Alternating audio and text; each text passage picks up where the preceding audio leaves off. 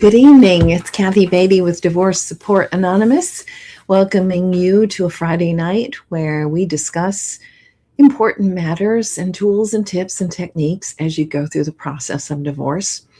An announcement, we'll start with that, and that is that we have just started last week. We started a new group. It's not too late for you to jump in, to be involved. I actually have two groups going on right now, and I would love for you to be a part of them if that is something that you're ready for. And trust me, if you're going through divorce, you're ready for it. Just like every other step in divorce, you don't feel ready or prepared enough to jump in. But for a support group, it really is important that you do jump in. When you go into my 10-week program, we have a workbook here that we use. Oh, sorry, my wacky background is not going to let it show. But we have a workbook that we use, and I'll give you a picture of it right here. There we go. That's the workbook. That'll show. And we use this workbook for 10 weeks. We go through it, and we deal with the things that are happening with our mind, body, and soul. And it's such an important and critical time for you to be with people who understand and get what you're going through. Now, I also am doing this group. We have completed 2 weeks, and there'll be a new one coming up. It is, I can't do that again. Let's go back to the slides so you can actually see the book that we are using. And it is here somewhere. Well, I guess you won't see it because I don't have it listed here. But it is a book. It's the second book after this one that comes with my first course.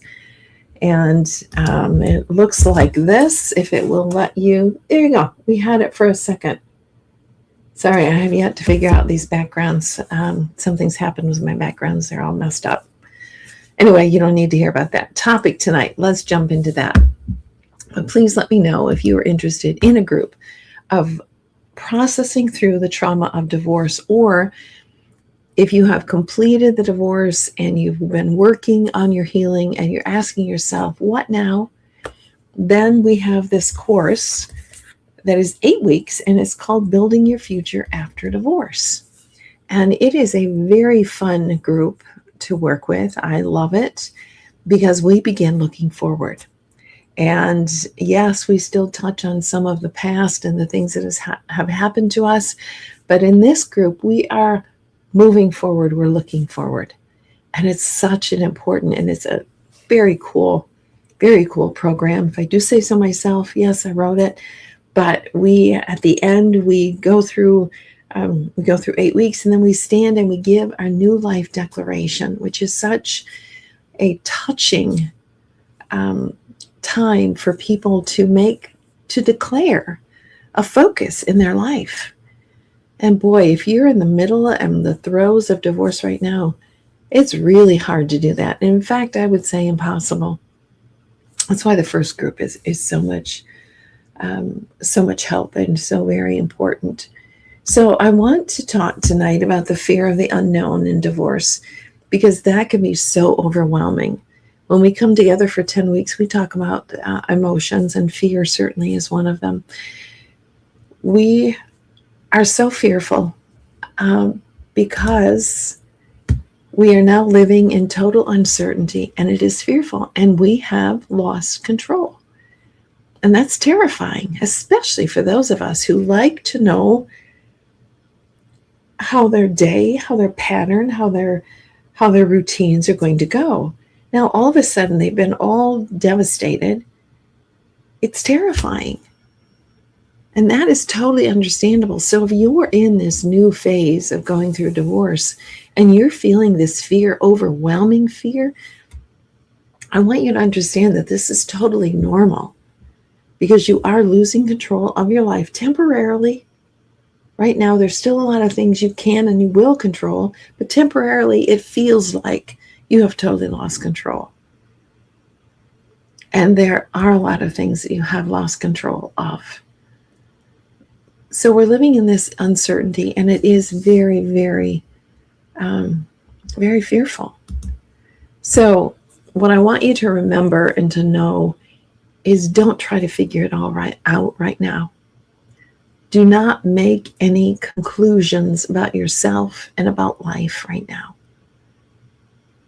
You need to go day by day. Don't look too far down the road. It will simply paralyze you. You are grasping for something to control right now because you feel so out of control. Please tell yourself you don't have to figure it all out right now. It will come. Take a step at a time, a day at a time. For some of you, it's an hour at a time that you need to step ever so cautiously. And you can't say, what am I going to do for the next week? You have to say, what am I going to do for the next 24 hours? What do I have to do for the next couple of hours to survive and get through the days? And that is normal. It's not because you are weak. It's not because you can't handle it. It's not because you are indecisive. It's simply because you're going through a trauma. And so please understand that those fears are natural. And that's why compassion, and I talk about this all the time in group, having compassion for yourself is so critically important right now. That will help calm the fears as well. Do some grounding exercises. Maybe it's a change of pace. Maybe you need to take a brief walk. Maybe you need to take some deep breaths. I know that sounds so elementary, but when you are in anxiety and fear, those deep breaths actually bring more oxygen to your brain and you can function better. So maybe you need to just feel your own hands on your face. Maybe you need to wrap your arms around yourself. And maybe you need to speak kindly to yourself. Like, we're going to get through this. God and I are going to get through this. And of course, seek God. Seek the comfort of God. God longs to comfort you. Isn't that an incredible thought, that God longs to comfort you? He wants to comfort you. He doesn't want you feeling all of this fear and all of this anxiety. He longs to give you peace. And He is peace. So do some grounding exercises. It's amazing what a little walk around the block can do for you, or even just a step outside in fresh air can do. So 3 things. Understand, you're living in uncertainty right now, so of course you're going to be fearful. To help yourself, don't try to figure it all out right now. Take a day at a time, a moment at a time. Don't look too far down the road. It will simply paralyze you, and then you can't do anything good.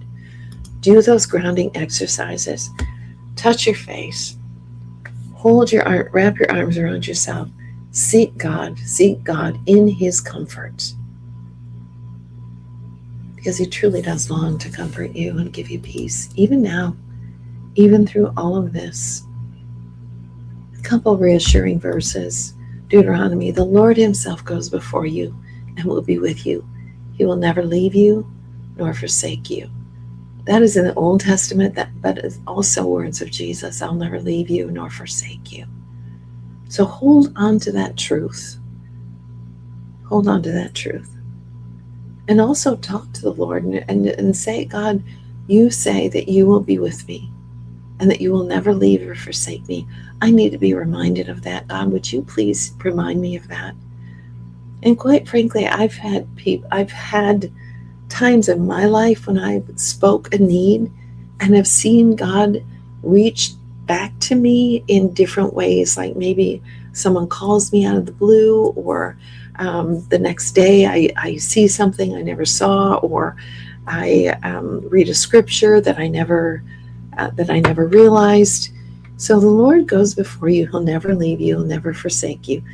Tell Him that. God loves to hear His word recited back to Him. So do not fear, for I'm with you. Don't be dismayed, for I'm your God. I will strengthen you and help you.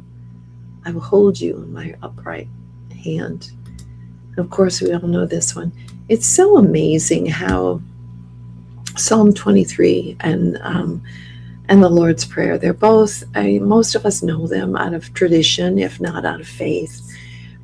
But it's amazing when you really are needing that comfort, that when you read this, maybe for the first time you've really read it, even though you walk through the darkest valley, and you are walking through the darkest valley right now, you can say, I will fear no evil, because God, you're with me.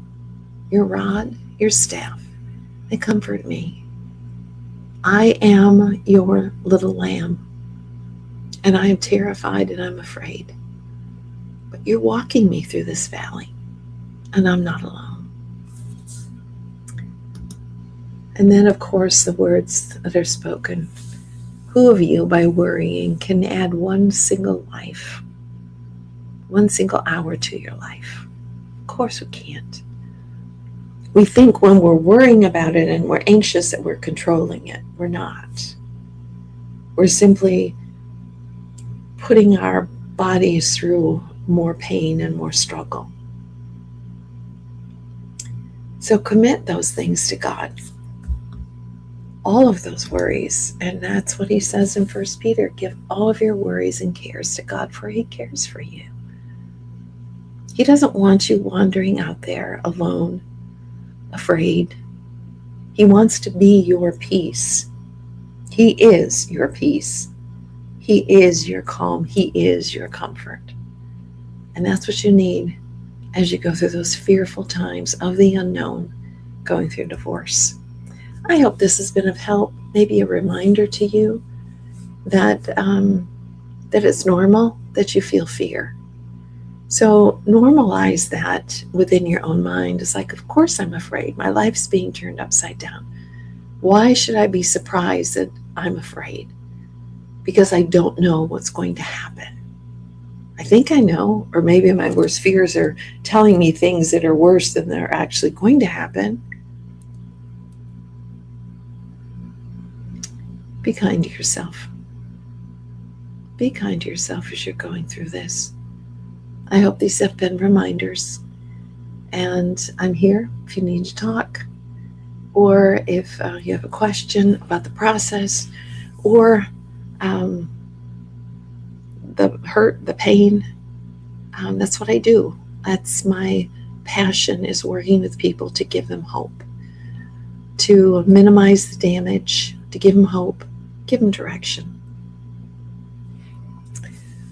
So this is Kathy Beatty with Divorce Support Anonymous, walking with you every step of the way through the trauma and after the trauma of divorce. Have a good evening.